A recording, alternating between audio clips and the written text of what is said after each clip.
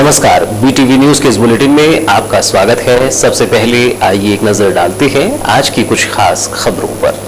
BTV news की headline के प्रायोजक हैं जायसवाल हीरो। जायसवाल हीरो आपके अपने शहर बालाघाट में हीरो कंपनी की बाइक एवं मोपेड गाड़ियों का भव्य showroom. Jaiswal Hero Hero bike की श्रृंखला में हीरो कंपनी की एक और नई शुरुआत, हीरो एक्सट्रीम 160R। जी हां, हम लेकर आए हैं हीरो एक्सट्रीम 160R, स्पोर्टी और मस्कुलर स्ट्रीट फाइटर मोटरसाइकिल। इसमें प्रोग्राम्ड F2 160cc इंजन और 14 सेंसर्स के साथ एक्सेंस टेक्नोलॉजी, ज्यादा माइलेज और कम मेंटेनेंस, इजी फील्ड स्टार्ट और इंजन की लंबी लाइफ। एक्सट्रीम 160R में आपको फुल LED पैकेज का लेटेस्ट फीचर मिलेगा, 7 स्टेप एडजस्टेबल मोनोशॉक सस्पेंशन और चौड़ा रेडियल रियर टायर। इसमें आपको 2 वेरिएंट मिलेंगे, सिंगल डिस्क, डबल डिस्क, 5 साल इंजन की वारंटी और 5 सर्विसिंग फ्री। तो अब सोच क्या रहे हैं, फौरन चले आइए जायसवाल हीरो। हमारा पता है Jaiswal Hero, Ambedkar Chowk, degree college road, Balaghat. Mobile number 9425822335, 7290035447।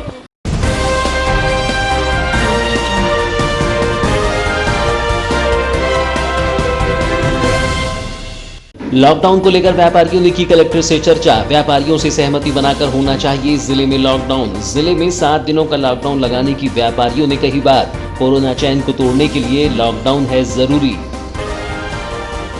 राज्य प्रशासनिक सेवा संघ ने मुख्यमंत्री के नाम सौंपा ज्ञापन। चौरई SDM के साथ हुई घटना का किया विरोध। अधिकारियों ने की अनिश्चितकालीन हड़ताल प्रारंभ।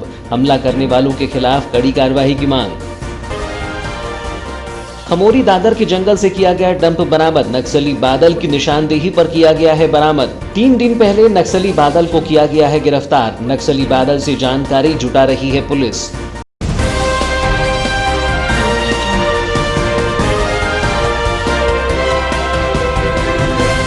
और अब समाचार विस्तार से। भले ही बालाघाट नगर में लॉकडाउन को लेकर व्यापारिक संगठनों की सहमति न बन पाई हो, लेकिन आज भी नगर के कुछ व्यापारी लॉकडाउन के पक्ष में दिखाई दे रहे हैं। उन व्यापारियों का मानना है कि कोरोना की चैन को तोड़ने के लिए रायपुर की भांति ही कम से कम 7 दिनों का लॉकडाउन जिले में लगना चाहिए। 21 सितंबर को ऐसे ही कुछ व्यापारियों ने कलेक्टर दीपक आर्य से मुलाकात कर लॉकडाउन संबंधी मामले में चर्चा की।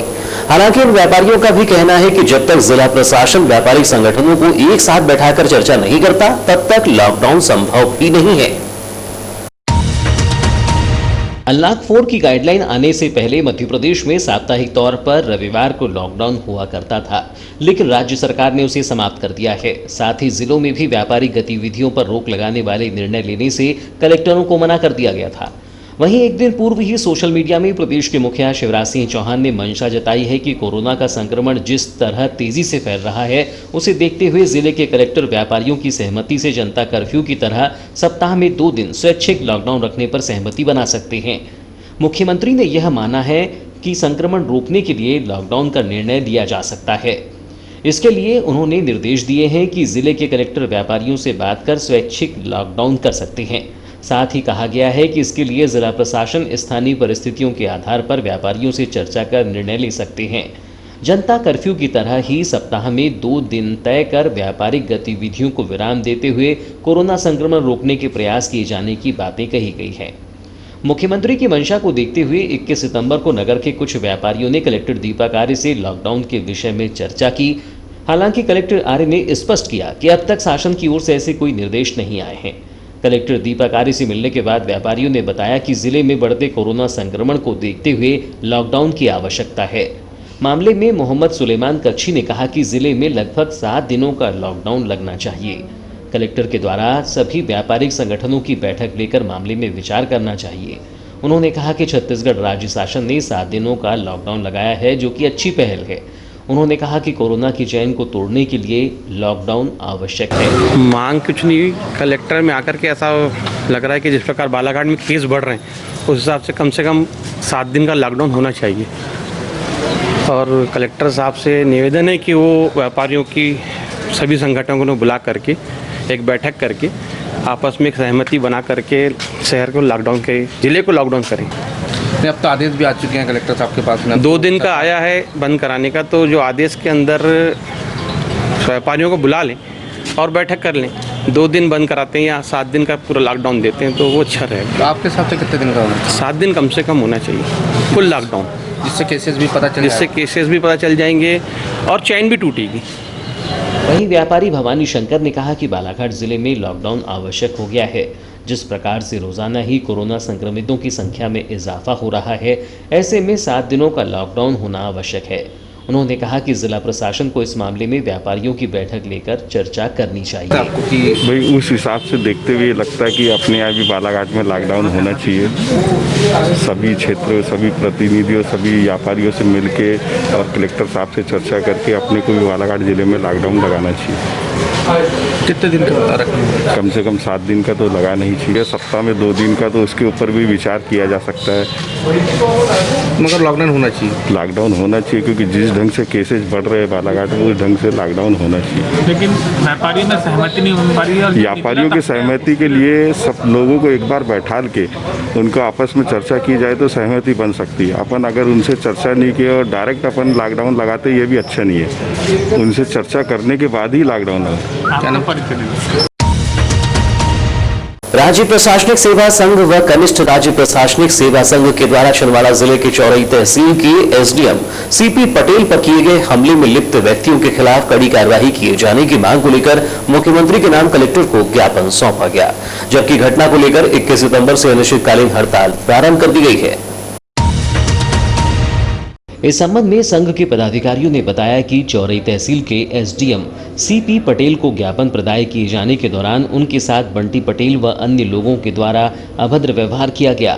शासकीय कार्य में बाधा डालकर उनके मुंह पर कालिक पोतने का प्रयास किया गया, जिससे इस मामले की राज्य प्रशासनिक सेवा संघ व समस्त राजस्व पदाधिकारी संघों की जिला इकाई के द्वारा कड़ी निंदा की गई है। इस घटना के विरोध में संघ के पदाधिकारियों ने अनिश्चितकालीन हड़ताल करने का निर्णय लेते हुए आज से हड़ताल प्रारंभ कर दी है। बता दें कि हड़ताल को राजस्व निरीक्षक व पटवारी संघ ने भी अपना समर्थन दिया है। मामले में राज्य प्रशासनिक सेवा संघ अध्यक्ष व अपर कलेक्टर शिव गोविंद मरकाम ने कहा कि इस तरह की गतिविधियां जो शासकीय सेवा के दौरान घटित हो रही हैं वह निंदनीय है। इस तरह के कृत्य करने वालों के खिलाफ कठोर कार्रवाई की जानी चाहिए। 18 तारीख को चौरई में वहाँ छिंदवाड़ा जिले में एसडीएम साहब को ज्ञापन लेने गए थे, तो वहाँ कुछ जब ज्ञापन प्राप्त कर रहे थे तो वहाँ जो ज्ञापन देने वाले लोग उग्र हो गए थे और उनको अपशब्द भी बोले एसडीएम साहब को, और चूँकि वो ड्यूटी में थे और साथ ही उनके चेहरे में कालिक पोत दिया गया कि ये कार्रवाई नहीं हो रही करके। तो इसके ये थोड़ा हमारे जो अपने पति कर्तव्यों के विरुद्ध में था, इसलिए पूरे मध्य प्रदेश के हमारा जो प्रशासनिक सेवा संघ है और राज्य हड़ताल में है। और हमारी मांग है कि जो इस प्रकार की गतिविधि है जो अपने शासकीय सेवा के दौरान घटित हो रही है और जो हमारा जो सेवा नियम है उसके विरुद्ध में हो रही है, उसके विरुद्ध उन लोगों को कठोर से कठोर कार्रवाई उसके विरुद्ध की जाए। सर अभी कोविड का टाइम चलते कोविड की सेवाओं में नहीं इसमें। वहीं एसडीएम केसी बोपचे ने कहा कि चौरई में किसान आंदोलन के दौरान चौरई एसडीएम के साथ अभद्रता हुई और उनके चेहरे पर कालिक पोती गई। ऐसी घटना की हम निंदा करते हैं। आप लोग ज्ञापन दे सकते हैं, हमारे पास ऐसे अधिकार नहीं है कि सभी की मांग पूरी की जाए। उन्होंने कहा कि हम सभी राजस्व अधिकारी अनिश्चितकालीन हड़ताल पर चले गए हैं और कोविड की आवश्यक सेवाओं को छोड़कर हम किसी अन्य तरह का काम नहीं करेंगे। एक किसान आंदोलन के समय दौरान वहाँ पर एसडीएम चौरई के साथ में अभद्रता हुई, उनके सम्मान के विरुद्ध, और वहाँ पर उनके चेहरे पर कालिक पोता गया। हम सभ्य समाज में ऐसी कार्रवाई की, इस प्रकार कृत्य की कल्पना नहीं करते हैं, क्योंकि शासन के नियम हैं, ज्ञापन होते हैं, हम लोग कार्य करते हैं, शासकीय ड्यूटी में रहते हैं और सारे अधिकार हमारे पास नहीं होते हैं कि हम पूरी मांग स्वीकार कर लें। तो ऐसी स्थिति में एक तरीके अच्छे अलग तरीके होते हैं और जो किया गया वो निंदनीय है। और इसी के समर्थन में हम लोग सभी राजस्व अधिकारी संघ अनिश्चितकालीन हड़ताल पर है। कलेक्टर महोदय ज्ञापन दिया गया है और सिर्फ कोविड वाला जो अति आवश्यक कार्य है उसको हम संपादित करेंगे और बाकी कार्य सब बंद रहेंगे। तहसीलदार रामबाबू देवांगन ने कहा कि चौरई एसडीएम के साथ कार्य के दौरान जो घटना घटित हुई वह निंदनीय है, जिसके विरोध में सभी राज्य प्रशासनिक सेवा के अधिकारियों ने कोरोना की सेवा को छोड़कर सभी कार्य करना बंद कर दिया है। जैसे कि आप लोगों को विदित है कि 18 तारीख जो घटना हुई है बहुत ही निंदनीय है और ये पूरे के पूरे कार्यपालिक दंडाधिकारी जो लॉ एंड ऑर्डर का काम करते हैं उसके विरुद्ध हमने माना है इसको। और तहसीलदार, नायब तहसीलदार, एसडीएम, एडीएम सारे कार्यपालिक दंडाधिकारियों की श्रेणी में आते हैं। इसीलिए जो तहसीलदार और नायब तहसीलदारों का जो कनिष्ठ प्रशासनिक सेवा संघ है उन्होंने इसको अपना समर्थन प्रदान किया है। और इसके समर्थन में हम लोग 2 दिवस तक अभी अवकाश पर रहेंगे और इसके बाद जो भी प्रांतीय संघ का आह्वान होगा उसके अनुसार से अगले दिन से हम अपनी कार्रवाई आगे बढ़ाएंगे। और जहाँ तक कुछ महत्वपूर्ण सेवाओं की बात है तो कोविड जैसा अभी चल रहा है संक्रमण का दौर, तो उसमें जो भी तहसीलदार, नायब तहसीलदार इस कार्य में लगे हुए हैं वो अपना कार्य को निरंतर इसमें संपादित करेंगे। बाकी जो रूटीन के वर्क हैं, राजस्व संबंधी कार्य है, लॉ एंड ऑर्डर के कार्य हैं, वो हम बंद रखेंगे इसके विरोध में। कलेक्टर दीपक आर्य ने कहा कि एसडीएम के साथ हुई घटना निंदनीय है। इस मामले में छिंदवाड़ा कलेक्टर द्वारा घटना करने वालों के खिलाफ कार्रवाई की गई है। उन्होंने कहा कि ज्ञापन देते समय अब 5 लोग ही रहेंगे और तहसीलदार जाकर ज्ञापन नहीं लेंगे तो वो लोग आकर ज्ञापन देंगे। एसडीएम्स ने ज्ञापन सौंपा है, वो मैंने दिया है। ये छिंदवाड़ा की घटना जो है निश्चित तौर पर निंदनीय है और उस संबंध में कार्रवाई भी उनके ऊपर की गई है। कलेक्टर छिंदवाड़ा के द्वारा एनएसए की कार्रवाई की गई है और ये जो हमारे तहसीलदारों ने और मांगे हैं, अधिकतम मांगे इनकी राज्य स्तर की मांगे हैं जो कि राज्य स्तर को भेज दी जाएंगी। इनका संघ भी राज्य स्तर पर चर्चा कर रहा है। जो भी मांगे इनकी मानी जाती हैं उनका पालन जिला स्तर पर भी किया जाएगा। दूसरा एक इनकी मांग है कि चूँकि ज्ञापन लेने जो लोग जाते हैं भीड़ में, तो इस संबंध में एक निर्देश जारी हम लोग यहाँ से करेंगे कि सिर्फ 5 लोग ही ज्ञापन देंगे और ज्ञापन देने के लिए लोगों को तहसीलदार वहाँ जाकर ज्ञापन लेकर के लोग यहाँ पे आकर के तब ज्ञापन का आदान प्रदान किया जाएगा। सर इतने सारे अधिकारी यहाँ पर क्या बहुत सारे काम प्रभावित होंगे राजस्व निगम के? नहीं, अत्यावश्यक कार्यों के लिए वो कार्य करेंगे और जो भी कार्य हैं उनसे कार्य करवाया जाएगा और जबकि आवश्यकता पड़ने पर राजस्व विभाग सदैव तत्पर रहता है, सदैव काम करता भी। ज्ञापन सौंपते समय अपर collector Shiv Govind Markam, deputy collector A K. Manjhi, Balaghat SDM K C. Bopche, Waraseoni SDM Sandeep Singh, Katangi tehsildar Rohit Bambure, Kirnapur SDM Nikita Mandloi, Balaghat tehsildar Rambabu Dewangan, Waraseoni tehsildar Rajendra Tekam, Lalbarra tehsildar Indrasen Tumrali, Khairlanji tehsildar Humraj सहित अन्य तहसीलदार व नायब तहसीलदार भी मौजूद रहे। बालाघाट पुलिस को इनामी नक्सली बादल मरकाम की निशानदेही पर नक्सलियों द्वारा जंगल में छिपाकर रखे गए नक्सली असला बरामद करने में सफलता मिली है। पुलिस की सर्चिंग पार्टी द्वारा कान्हा नेशनल पार्क से लगे खमोरी दादर के जंगल से यह बरामदगी की गई है।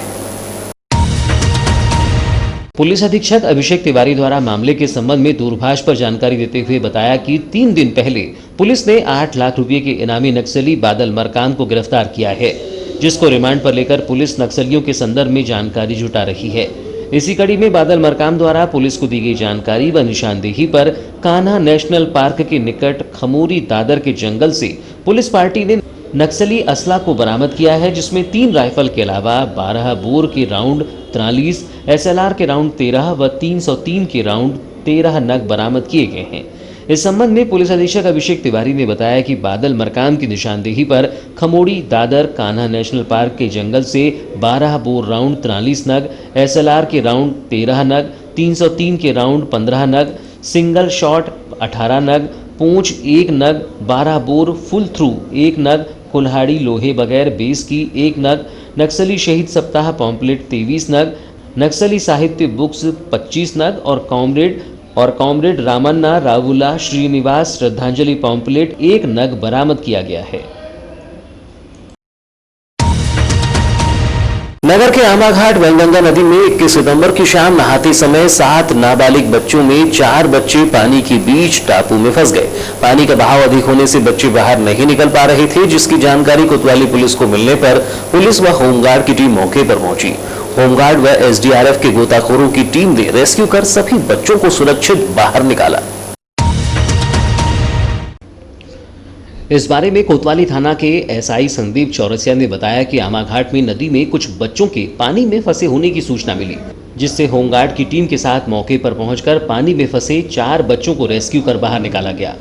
उन्होंने बताया कि वार्ड नंबर 10 व 3 के 7 बच्चे साइकिल से आमाघाट की ओर गए थे। सभी बच्चे नहाने नदी में उतरे, जिसमें 3 बच्चे बाहर निकल गए व 4 बच्चे फंस गए। सभी बच्चों के माता पिता को जानकारी दी गई है। बच्चों के अभिभावक को बच्चों को इस तरह घूमने भेजने नहीं देने की समझाइश दी जाएगी। यहाँ पे एक सूचना आई थी कि कुछ बच्चे नहाने आए, जिसमें कुछ बच्चे वहाँ पानी में तेज बहाव होने से बीच में रुके हुए हैं। तो सूचना पे आके देखा तो यहाँ 4 बच्चे पानी के अंदर एक टापू पे थे और बाकी 3 और बच्चे थे जो आ चुके थे, तो जिनको SDRF की टीम ने रेस्क्यू करके निकाला है और सभी कुशल हैं, खैरियत है सभी। सर कैसे आए थे पूरे बच्चे यहाँ पे? ये बच्चे साइकिल से आए अपनी, तो साइकिलों से आए थे। क्यों आए थे सर? अब ऐसे भी ज्यादा पूछताछ उनसे हो ही नहीं ऐसी कुछ।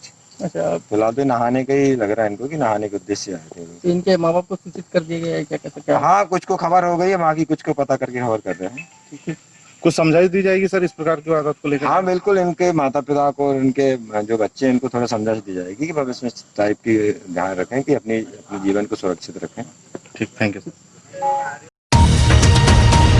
गृह मंत्रालय भारत सरकार के निर्देशानुसार कक्षा 9वीं से 12वीं तक के शासकीय व निजी स्कूल 21 सितंबर से आंशिक रूप से खुल गए हैं, लेकिन जिले में दिनों दिन बढ़ रहे कोरोना के मरीजों के चलते स्कूल खुलने के पहले दिन 2-3 बच्चे ही पहुंचे और शिक्षकों की उपस्थिति भी कम रही। स्कूल में 1-2 बच्चों ने ही पहुंचकर अपने विषय संबंधी समस्याओं के बारे में शिक्षकों को अवगत कराकर उसका समाधान किया। गौरतलब हो कि कोरोना महामारी के चलते जुलाई माह से शुरू होने वाले शिक्षण संस्थान अब तक बंद पड़े थे, लेकिन प्रदेश शासन ने कोरोना के बीच ही कक्षा 9वीं से लेकर 12वीं तक की शिक्षा स्कूल में ही बच्चों को दिलाने व उनकी समस्या का समाधान करने की मंशा से कोरोना नियमों का पालन करते हुए सोमवार से स्कूल प्रारंभ करने के निर्देश दिए हैं। शासन के निर्देश के तहत आज स्कूल तो खुले, पर कोरोना महामारी की दहशत के चलते कहीं स्टाफ तो कहीं बच्चे ही नहीं पहुंचे। स्कूल आने वाले बच्चों को कोरोना संक्रमण होने पर इसकी जवाबदारी परिजनों की होगी। इस नियम से पालक भी अपने बच्चों को स्कूल भेजने से परहेज कर रही हैं। बता दें कि MLB स्कूल में 2-3 छात्राएं ही अपनी समस्या का समाधान करने पहुंची। इसके अलावा उत्कृष्ट स्कूल में 11वीं के 2 छात्र पुस्तक लेने पहुंचे थे। महात्मा गांधी नगरपालिका स्कूल में भी छात्रों की संख्या नगण्य रही। वहीं वीरांगना रानी दुर्गावती स्कूल में आज पूरक परीक्षा का संचालन होने से आज से स्कूल का संचालन नहीं हो सका है। यहां पर स्कूल को सैनिटाइज करने के बाद मंगलवार से 2 पाली में स्कूल का संचालन किया जाएगा। पहले कक्षा 10वीं व 12वीं कुछ दिन तक लगेगी, इसके बाद कक्षा 9वीं व 11वीं का संचालन किया जाएगा। इसके अलावा निजी स्कूलों में बच्चों की संख्या देखी गई, जिनके द्वारा अपने विषय संबंधी शिक्षकों से शिक्षण संबंधी समस्या बताई गई, जिसका शिक्षकों द्वारा समाधान किया गया। वीरांगना रानी दुर्गावती स्कूल के प्राचार्य SK तुर्कर ने कहा कि शासन ने 21 सितंबर से स्कूल में बच्चों की समस्या के समाधान के लिए स्कूल खोलने के निर्देश जारी किए हैं। आज पूरक परीक्षा होने से कल से बच्चों को बुलाया गया है। बच्चे अपने पालकों की सहमति पत्र लेकर ही आएंगे। सोशल डिस्टेंसिंग का पालन करते हुए बच्चों को अलग अलग ग्रुप में बांट दिया गया है, जिसमें एक ग्रुप में 15 बच्चे शामिल रहेंगे। आज हमने क्लासेस प्रारंभ नहीं किए हैं क्योंकि आज हमारे यहाँ पे सप्लीमेंट्री का पेपर था, उसमें लगभग पूरे कमरे जो है उसमें उपयोग में लाए गए थे। इसलिए आज पूरी हम क्लासों की सैनिटाइजिंग, सफाई और उसके साथ स्टाफ के साथ आवश्यक बैठक हम पहले ही कर चुके हैं। उसमें हमने जो डिसाइड किया है कि जो कक्षाएँ जो है वो शासन के निर्देश है कि नियमित नहीं लगाई जानी है। बच्चों को स्वैच्छिक आधार पर, पालकों की सहमति के आधार पर उनको बुलाया जाना है। जो बच्चे आएंगे वो पालक की सहमति लेकर आएंगे। जो गाइडलाइन है उसका पूरा पालन करेंगे। यहाँ से भी हम निर्देश जारी कर रहे हैं। इसके अलावा बच्चे अपनी समस्या का निवारण करने के लिए ही आएंगे। जिन बच्चों को अगर प्रॉब्लम नहीं है किसी प्रकार की अध्ययन अध्यापन के लिए, वो न भी आए तो कोई दिक्कत नहीं है, इसमें कोई अनिवार्यता नहीं है। तो बच्चा स्वैच्छिक रूप से आ सकता है। तो उसमें हमने अपने सोशल डिस्टेंसिंग मेंटेन हो, इसलिए जो है हर क्लास के बच्चों को हमने 3, 4, 5 ग्रुप उनकी संख्या के आधार पर बांट दिए, ताकि एक ग्रुप में मैक्सिमम 15 से 16 बच्चे रहें। और उसमें से जो बच्चे अपनी समस्या का समाधान करने आना चाहते हैं वो आए। तो हर क्लास में हम उसी अनुपात में बच्चों को बैठा लेंगे जितनी अपनी जो कैपेसिटी है उस आधार पर, ताकि सोशल डिस्टेंसिंग मेंटेन हो जाए और बच्चे अपने समस्या का समाधान करेंगे और उनको उसके बाद छोड़ दिया जाएगा। MLB स्कूल के प्राचार्य AK उपाध्याय ने कहा कि कोरोना गाइडलाइन का पालन करते हुए स्कूल में कक्षाएं लगाई जाएंगी। आज 2-3 छात्राएं ही पहुंची हैं, जिन्हें उनके विषय संबंधी शिक्षकों द्वारा उनकी समस्या का समाधान किया गया। फॉर्मली तौर पर स्कूल प्रारंभ करने के कोई ऐसे निर्देश नहीं है। लेकिन 9वीं से 12वीं में अध्ययनरत जो भी विद्यार्थी हैं, इन विद्यार्थियों को परीक्षा से, पढ़ाई से संबंधित जो भी कठिनाई हो, कोई प्रश्न पूछना हो, तो परामर्श कक्षाओं का आयोजन आज से 21 तारीख से किया जाना था, जिसमें हमारे विद्यालय में आज 12वीं विज्ञान संकाय के छात्राओं को हम लोगों ने सूचित किया था और उनको पढ़ाने वाले शिक्षकों को भी हमने आमंत्रित किया था। बच्चों को अपने साथ में एक सहमति पत्र लेकर के आना था, जिसमें कि अभिभावक ये लिख दें कि अगर मान लीजिए कोविड-19 से संबंधित अगर मान लीजिए कोई जोखिम अगर छात्रा के साथ अगर होती है या बच्ची के साथ होती है, तो इसका जवाबदार मैं रहूँगा। ऐसा अभिभावक का एक सहमति पत्र और सहर्ष मतलब भेजने के लिए तैयार हूँ या उनको विद्यालय भेज रहा हूँ। किंतु हमारे विद्यालय में आज एक छात्रा अभी विज्ञान संकाय से उपस्थित हुई है और वो संबंधित विषय शिक्षकों से अपने प्रश्नों के उत्तर या अपनी जो कठिनाई है वो पूछ रही है। इस दौरान महात्मा गांधी नगर पालिका स्कूल के प्रभारी प्राचार्य एस.के. वाजपेयी ने कहा कि आज से स्कूल में कक्षाएं प्रारंभ कर दी गई हैं, लेकिन बच्चे स्कूल नहीं पहुंचे। सभी बच्चों को सूचना दी गई है कि वे अपने अभिभावक से सहमति पत्र लेकर आएं और मास्क का उपयोग करें। शिक्षकों को भी सोशल डिस्टेंसिंग का पालन करने निर्देशित किया गया है। आज बच्चे कुछ आए थे और कुछ अभिभावक भी आए थे, उनको इसके संबंध में जानकारियाँ हैं, पेपर वगैरह के माध्यम से उनको जानकारी मिल चुकी है। हमने उनको निर्देशित कर दिया कि वो लिखित में अपने अभिभावक से अनुमति लेकर के विद्यालय में प्रवेश करें, साथ में मास्क पहन करके ही विद्यालय में प्रवेश करें और अपने शिक्षकों से डाउट क्लियर करने की प्रक्रिया करें। सर, विद्यालय की ओर से सुरक्षा के क्या इंतजाम किए गए? विद्यालय की ओर से जैसे कि सैनिटाइजेशन व्यवस्था है यहाँ पर, और जो रिंग वगैरह बनाए जाते हैं दूर डिस्टेंस मेंटेन करने के लिए, वो यहाँ बनाई गई है और प्रत्येक शिक्षकों को डिस्टेंस बना करके ही छात्रों को बैठाने को निर्देशित किया गया। एक क्लास में लगभग कितने बच्चे बैठाए जाएंगे? और एक क्लास में हमने जो अपनी खुद की योजना बनाया उसके तहत हम एक क्लास में मात्र 15 बच्चों को बैठाएंगे। जिस हिसाब से हम परीक्षा में बच्चों को बैठाते हैं उसी हिसाब से अध्यापन कार्य। 12वीं बायोलॉजी विषय की छात्रा प्रीतिका मस्करे ने बताया कि वह अपने पालक की सहमति लेकर स्कूल पहुंची और अपने विषय से संबंधित समस्या को लेकर अपने शिक्षक को जानकारी देकर उसका निराकरण किया गया। क्या आज आप आए यहाँ पर, परमिशन वगैरह सब लेकर आए? जी पेरेंट्स की? जी। क्या समस्या थी? सर, केमिस्ट्री में क्वेश्चन समझ में नहीं आ रहा था, वो समझने के लिए। और कोई परेशानी? और फिजिक्स में कुछ टॉपिक ऐसे हैं जो समझ में नहीं आ रहे थे। सर, जैसे कि जो हर साल जुलाई माह में आपके स्कूल खुल जाते हैं, लेकिन इस बार कोरोना के चलते स्कूल अभी भी नहीं खुल पाए हैं, तो घर में पढ़ाई करना बेटर है कि स्कूल में? सर, अभी तो फिलहाल में घर में पढ़ाई करना बेटर है। बेटर है? जी सर। ठीक से सारी चीज़ें समझ में आ जाती हैं? जी सर। 21 सितंबर से प्रदेश सहित जिले के सभी न्यायालय अपने पूर्व के ही समय के अनुसार संचालित हुए। इस दौरान प्रातः 10:30 बजे से न्यायालयीन कार्य प्रारंभ हुए, जो कि शाम 5 बजे तक चलते रहे। लेकिन पक्षकारों की अनुपस्थिति से अधिवक्ताओं के चेहरों में मायूसी साफ दिखाई दी।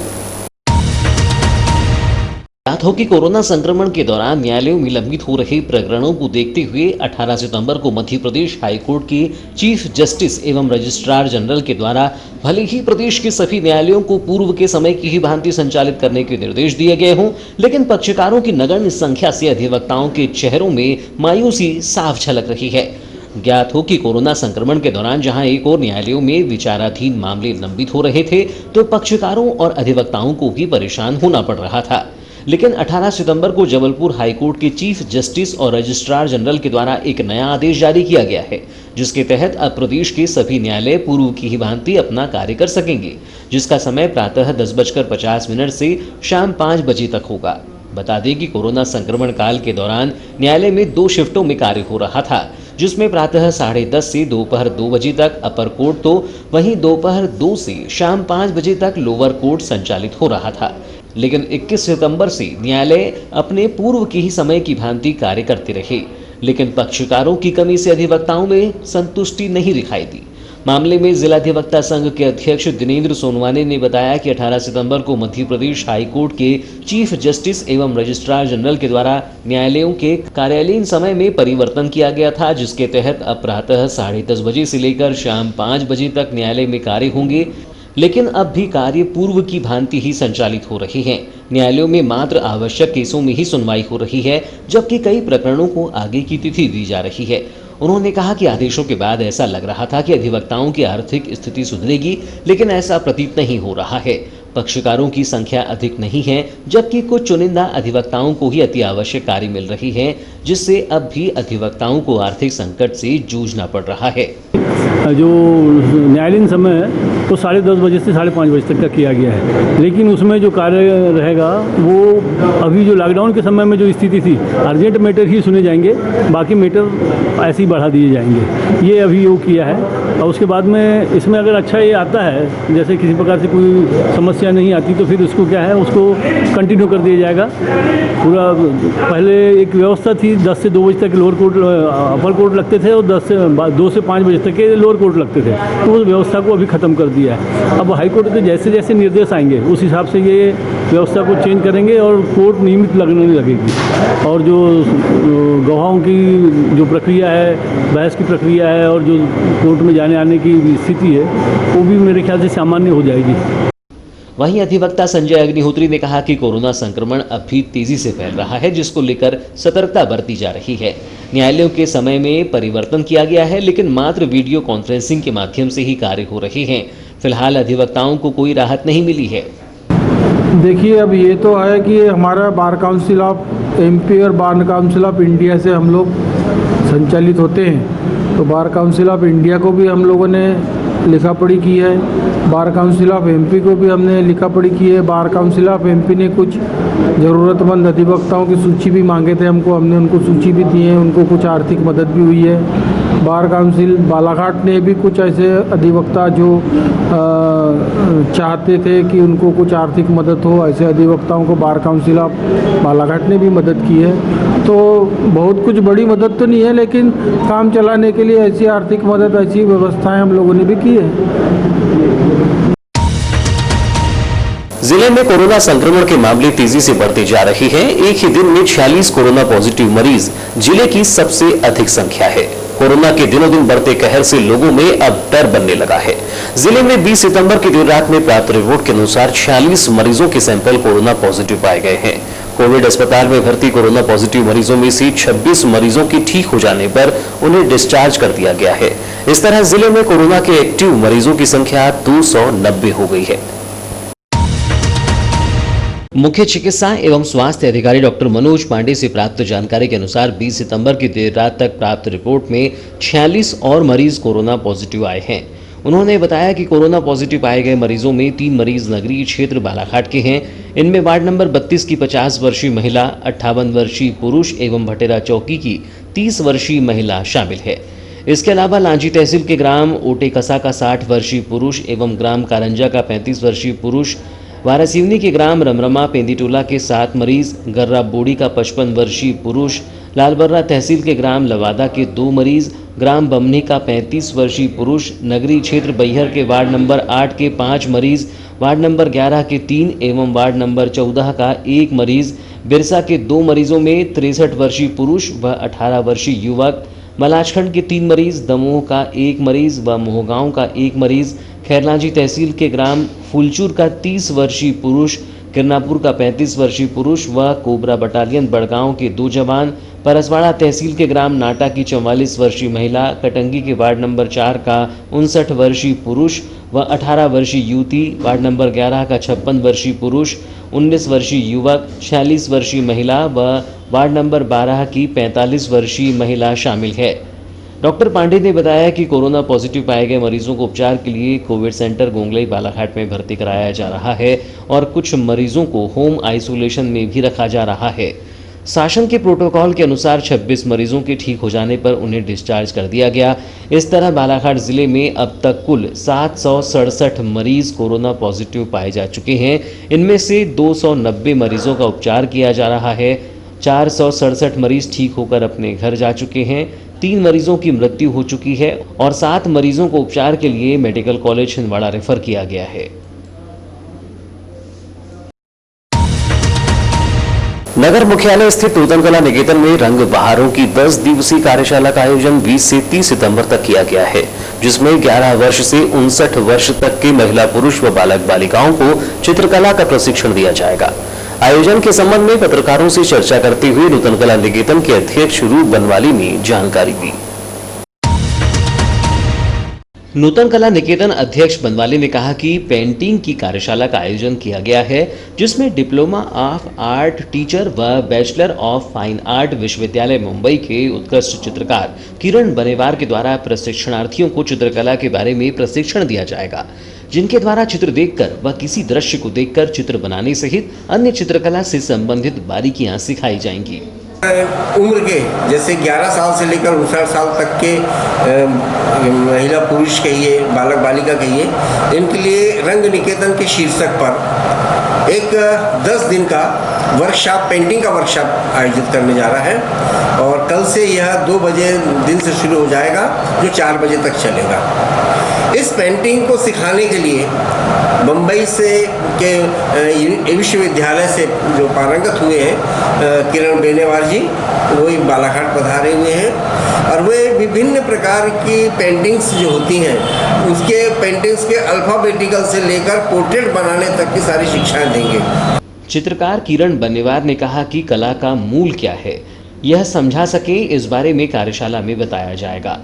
बच्चों को आर्ट के बारे में स्कूलों में बताया नहीं जाता है, जिससे उन्हें पता नहीं रहता है कि बिना आर्ट के कुछ नहीं है। उन्होंने चित्रकला की बारीकियों के बारे में जानकारी दी। ये हम जानना चाहेंगे। जी सर, इसमें काफ़ी सारे मतलब आप बोल रहे फ्यूचर, तो इसमें बहुत सारे अपॉर्चुनिटी मिल रही है हमें। जैसे आर्किटेक्ट, विदाउट आर्ट, मैंने अभी थोड़ी देर पहले बोला है कि विदाउट आर्ट कुछ भी पॉसिबल नहीं है। जैसे आर्किटेक्ट, आर्ट की ज़रूरत पड़ती है, इंजीनियरिंग आर्ट की ज़रूरत पड़ती है, यहाँ तक कि हम जो ग्राफिक्स करते हैं, जो कपड़े से लेके टीवी शो तक, इन सारी चीज़ों में आर्ट इन्वॉल्व होता है। कपड़ों से लेके डिज़ाइनर के लिए ग्राफिक्स की ज़रूरत पड़ती है।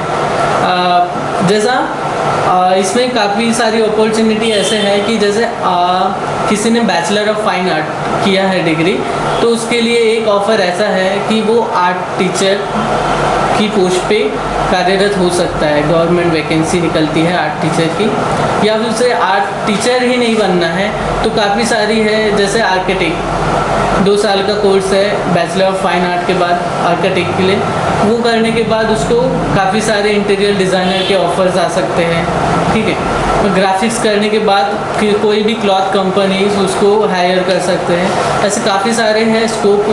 जैसे आजकल तो फ्रीलांसर भी हो सकते हैं, कोई भी फाइनेंसर्स देते हैं। अपनी विभिन्न मांगों को लेकर सोमवार को सर्व संगठन सब्जी मंडी व्यापारी संघ वारासिवनी में खनिज विकास निगम अध्यक्ष व विधायक प्रदीप जायसवाल से मुलाकात कर अपनी समस्याओं को लेकर ज्ञापन सौंपा। विधायक प्रदीप जायसवाल ने सब्जी व्यापारियों की समस्याओं को सुनते हुए उनकी मांगों के शीघ्र निराकरण करने के लिए उन्हें आश्वस्त किया। सोमवार को विधायक जायसवाल के निवास पहुंचकर सब्जी व्यापारियों ने विधायक प्रदीप जायसवाल को सब्जी मार्केट की दुर्दशा से अवगत कराया। सब्जी व्यापारियों ने विधायक जायसवाल को बताया कि पिछले कई वर्षों से सब्जी मार्केट में अव्यवस्था का आलम बना हुआ है। सब्जी मार्केट में स्थित सर्वसुलभ शौचालय बीते कई माह से बंद पड़ा हुआ है, जिस वजह से मंडी के सब्जी व्यापारियों सहित अन्य व्यवसायियों व यहां आने वाले लोगों को शौचालय के अभाव में विभिन्न समस्याओं से जूझना पड़ता है। सब्जी व्यापारियों ने बताया कि सब्जी मार्केट में लंबे समय से स्ट्रीट लाइट के खंभे लगे हुए हैं, लेकिन खंभों पर बल्ब न लगे होने की वजह से रात्रि के समय मार्केट परिसर में अंधेरा छा जाता है, जिसका फायदा उठाते हुए चोर यहां की दुकानों में आए दिन चोरियों की घटनाओं को अंजाम देते हैं, जिससे व्यापारियों को आर्थिक नुकसान भी उठाना पड़ता है। सब्जी मार्केट में कई सालों से सड़क निर्माण एवं सब्जी विक्रेताओं के बैठने के लिए टीन शेड युक्त चबूतरा निर्माण किए जाने की मांग की जा रही है, परंतु अब तक नगरपालिका द्वारा इस ओर कोई कदम नहीं उठाया गया। परिणाम स्वरूप यह सब्जी मंडी परिसर सड़क के अभाव में बरसात के दौरान कीचड़ में तब्दील हो जाता है, जिससे मंडी के भीतर सब्जी दुकानों तक ग्राहक नहीं पहुंच पाते हैं। उन्होंने बताया कि तेज बारिश होने पर सब्जी दुकानों के अंदर तक पानी घुस जाता है, जिससे विक्रेताओं को अपनी दुकानों में बैठने में भी परेशानी होती है। इन सब्जी विक्रेताओं ने बाजार ठेकेदार की भी शिकायत करते हुए कहा कि बाजार ठेकेदार द्वारा सब्जी विक्रेताओं से मनमानी वसूली की जाती है। साथ ही बाजार के अंदर आए हुए वाहनों से भी ठेकेदार के द्वारा जबरन वसूली की जाती है। इस मनमानी वसूली का विरोध करने पर वाहन चालकों एवं सब्जी विक्रेताओं को धमकाया जाता है। हमने एक सब्जी का संगठन बनाया है, जिसका हमने उनका संरक्षक बनाने के लिए गुड्डा भैया के पास आए थे, मगर वो बोले मैं संरक्षक नहीं बन सकता, किसी और को आप बना सकते हैं, मैं आपके साथ हमेशा आपके साथ हूँ, गुड्डा भैया ने ऐसा बोले हैं। इस विषय में बातचीत करने आए थे और कुछ अपनी समस्याएं जो थी, जो सब्जी मंडी में जो समस्याएं हैं, कीचड़ पानी की, नाली की, शौचालय वगैरह, वो समस्याएं लेके आए थे। तो भैया बोले मैं आप लोगों के साथ हूँ। सब्जी मंडी में किस प्रकार की समस्या है? बहुत सारी समस्याएं हैं। एक तो बहुत ज़्यादा कीचड़ हो जाता है वहाँ पे, जिसके कारण ग्राहक वहाँ आ नहीं सकता, पार्किंग की व्यवस्था नहीं है, शौचालय नहीं है, और भी कई समस्याएं हैं। बहुत सारी समस्याएं जो अपन लिखित रूप में एक आवेदन बना के नगर पालिका में और एसडीएम साहब को देने वाले हैं। आपने इसके पहले भी विधायक प्रदीप जायसवाल ने सब्जी विक्रेताओं की बातों व मांगों को सुनने के बाद उनके द्वारा रखी गई मांगों को शीघ्र निराकृत करने का आश्वासन देते हुए कहा कि अब व्यवस्था सुधारने की जिम्मेदारी उनकी है। शीघ्र ही यहां की सभी समस्याओं से सब्जी विक्रेताओं को निजात दिलाने का कार्य उनके द्वारा किया जाएगा।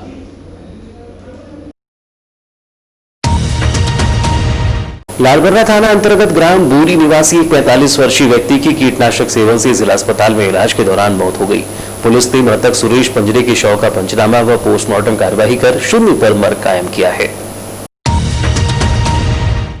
मामले के संबंध में अस्पताल चौकी पुलिस से मिली जानकारी के अनुसार मृतक सुरेश पंजरे रविवार की रात शराब पीकर घर आया। घर में परिवार के साथ खाना खाकर सो गया। रात करीब 11 बजे उसने अपनी पत्नी को बताया कि मैंने कीटनाशक दवा का सेवन कर लिया हूं, जिससे मृतक की पत्नी ने अपने पुत्र आदर्श को जानकारी दी और सुरेश को उपचार के लिए लालबर्रा अस्पताल लेकर गए, जहां डॉक्टर ने प्राथमिक उपचार कर जिला अस्पताल रेफर कर दिया। जिला अस्पताल में उपचार के दौरान सुरेश ने दम तोड़ दिया। मृतक की कीटनाशक दवा का सेवन करने का कारण अज्ञात है। पुलिस ने शून्य पर मर्ग कायम कर मर्ग डायरी जांच के लिए लालबर्रा थाने को भेजी है। परसवाड़ा थाना अंतर्गत ग्राम धुरवा निवासी एक 52 वर्षीय व्यक्ति की आकाशीय बिजली गिरने से अस्पताल में मौत हो गई। अस्पताल चौकी पुलिस ने मृतक रूपलाल कोरवे के शव का पंचनामा व पोस्टमार्टम कार्यवाही कर शून्य पर मर्ग कायम किया है। अस्पताल पुलिस चौकी से मिली जानकारी के अनुसार 20 जनवरी की दोपहर मृतक रूपलाल की नातन नंदिनी पड़ोस के बच्चों के साथ बकरी चराने जंगल की ओर गई थी। बारिश का मौसम बनता देख रूपलाल अपनी नातन को छतरी देने के लिए जंगल की तरफ गया था, जो छतरी देकर वापस लौट रहा था। इस दौरान गांव में ही रास्ते में एक आम के पेड़ के पास पहुंचा कि अचानक आकाशीय बिजली गिरने से गिरकर बेहोश हो गया, जिसकी सूचना गांव की ही श्यामकली बाई ने परिजनों को जाकर दी। परिजनों ने रूपलाल को सामुदायिक स्वास्थ्य केंद्र परसवाड़ा ले गए, जहां से जिला अस्पताल रेफर किया गया था। रात करीब 8:30 बजे परिजन रूपलाल को लेकर जिला अस्पताल पहुंचे, जहां डॉक्टर ने जांच कर मृत होना बताया। मामले की तहरीर अस्पताल चौकी पुलिस को मिलने पर पुलिस ने 21 सितंबर की सुबह शव का पोस्टमार्टम कराकर शव परिजनों को सौंप दिया है। 17 सितंबर गुरुवार को सिंधु भवन में बालाघाट नगर के रिटेल कपड़ा साड़ी हैंडलूम एसोसिएशन के व्यापारियों की आवश्यक बैठक आयोजित की गई, जिसमें सर्वसम्मति से अनिल शर्मा को अध्यक्ष मनोनीत किया गया। जिसके पश्चात सोमवार 21 सितंबर को संरक्षण मंडल की अनुमति से कार्यकारिणी का गठन किया गया। 22 सितंबर की दोपहर 12 बजे शीतल पैलेस में व्यापारियों की समस्या को लेकर आवश्यक मीटिंग आहूत की गई है, जिसमें एसोसिएशन के अध्यक्ष अनिल शर्मा ने सभी व्यापारियों से उपस्थिति की अपील की है। और अब चलते चलते एक नजर मुख्य समाचारों पर।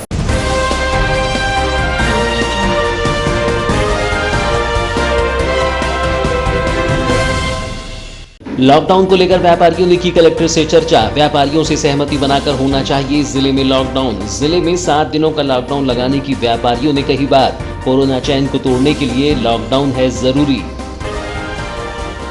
राज्य प्रशासनिक सेवा संघ ने मुख्यमंत्री के नाम सौंपा ज्ञापन। चौरई एसडीएम के साथ हुई घटना का किया विरोध। अधिकारियों ने की अनिश्चितकालीन हड़ताल प्रारंभ। हमला करने वालों के खिलाफ कड़ी कार्रवाई की मांग।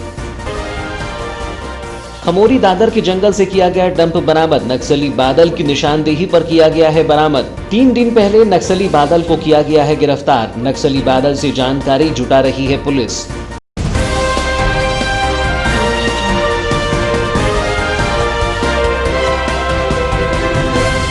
तो ये थी अब तक की खबरें। नई खबरों के साथ एक बार फिर हम हाजिर होंगे। तब तक के लिए दीजिए इजाजत। नमस्कार।